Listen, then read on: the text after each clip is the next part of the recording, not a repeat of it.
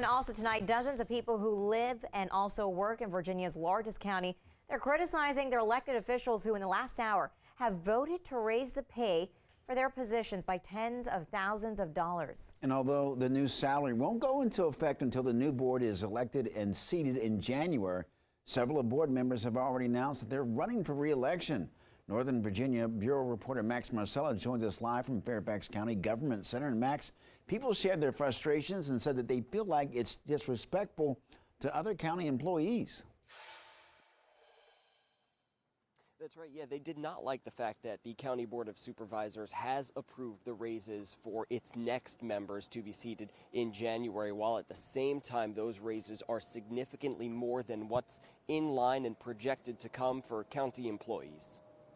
I was both appalled and incensed. The dozens of people who spoke during a public hearing made their messages loud and clear.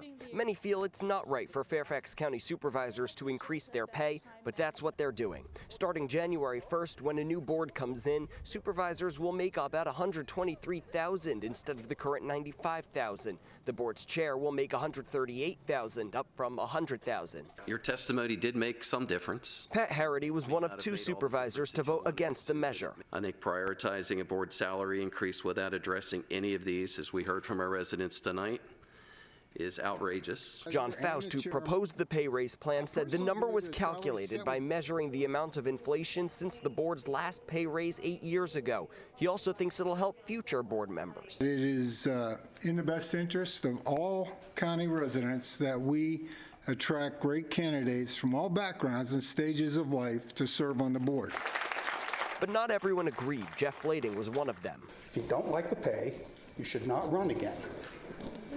That more than a pay raise would open the board to some fresh new faces. The proposal comes as county staff are set to see a much smaller hike in pay, a 2% market rate adjustment, but because of performance, merit, and longevity increases, the average merit employee would see a pay raise of just over 4%. That doesn't really do much to address what it's supposed to address with the rising costs. Members of the union representing county employees are concerned their financial struggles are being overlooked while supervisors are considering their raises. There are people in the county who lives outside of the county, such as myself.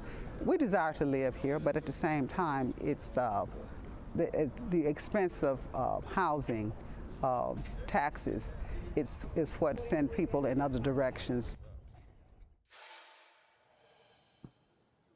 Now, supervisors, in discussing why they voted the way they did, admitted that, yes, the optics might be tough. There might not be the best time to make this change. They did say the reason why the number was what it was is since it's been 8 years since there was a pay raise, they calculated how much county employees have been given in raises over that time. Some people tonight, though, saying they would have tolerated what was decided much more if it were smaller incremental increases for the board, similar to what county employees have gotten over the years.